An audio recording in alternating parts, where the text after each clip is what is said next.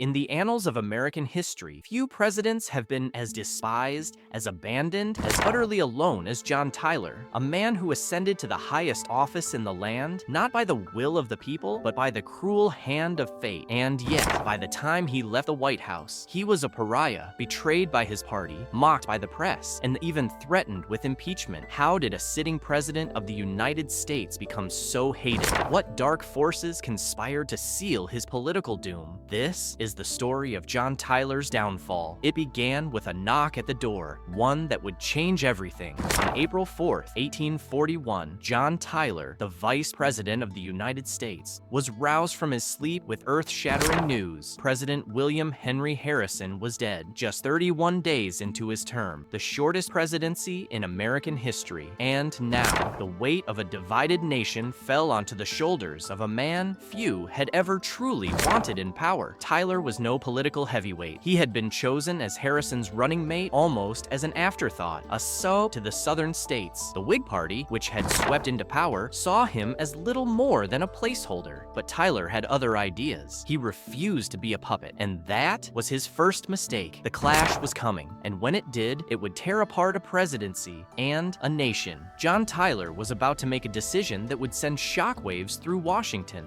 The Whig Party, the very men who had put him in power, now stood against him. They expected obedience. But Tyler, he had a different vision, and with a stroke of his pen, he would ignite a firestorm of fury that would burn his presidency to the ground. The Whigs had a plan, a bold economic agenda to resurrect the Bank of the United States, an institution Tyler had long despised. They assumed he would fall in line, but when their bill landed on his desk, Tyler did the unthinkable. He vetoed it. The backlash was instant. Cabinet members resigned in protest. Whig leaders denounced him as a traitor, and outside the White House, an angry mob gathered, burning Tyler in effigy, chanting for his impeachment. For the first time in American history, a president had been abandoned by his entire party. Henry Clay, the most powerful man in Congress, seethed with rage. "He is a president without a party," Clay declared, and he was right. Tyler was now utterly alone, a man without allies, surrounded by enemies in every corner of Washington. But Tyler wasn't finished. If the Whigs wanted war, he would give them one. And in the battles to come, he would make choices so shocking, so controversial, that they would brand him forever as America's most hated president. John Tyler had gambled everything. His party had disowned him. The press branded him a tyrant. Now, for the first time in American history, Congress was drawing up articles of impeachment against a sitting president. The charge? Abuse of power. But Tyler refused to surrender, and in his defiance, he would ignite a constitutional crisis that threatened to tear the United States apart. The Whigs were out for blood. They accused Tyler of overstepping his authority, of vetoing their bills out of sheer spite. But the real reason was simpler. He had humiliated them.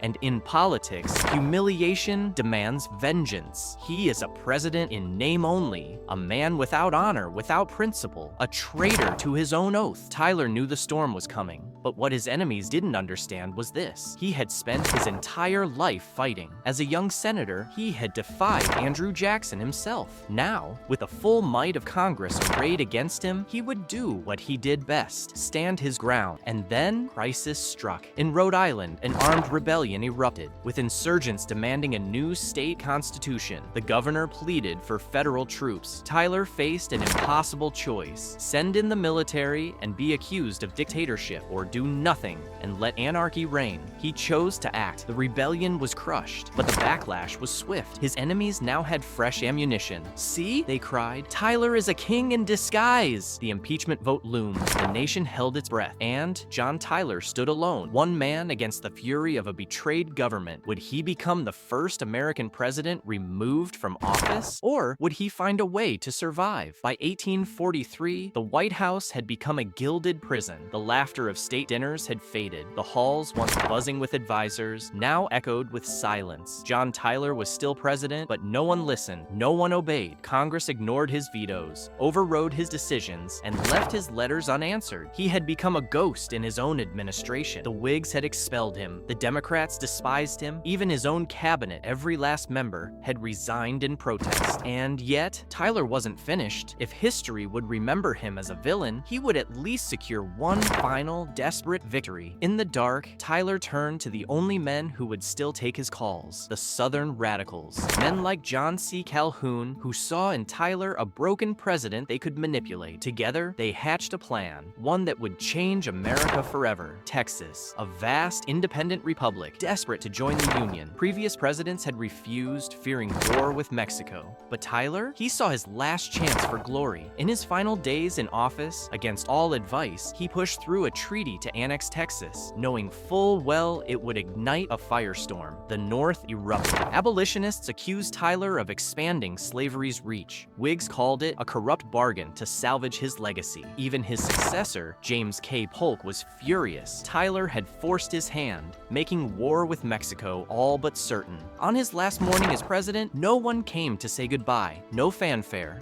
no speeches, just a lone carriage waiting to take him away. As the wheels rolled over the muddy streets of Washington, one question haunted him. Had he saved his legacy or doomed it? The answer would come sooner than he thought. Most presidents fade quietly into history.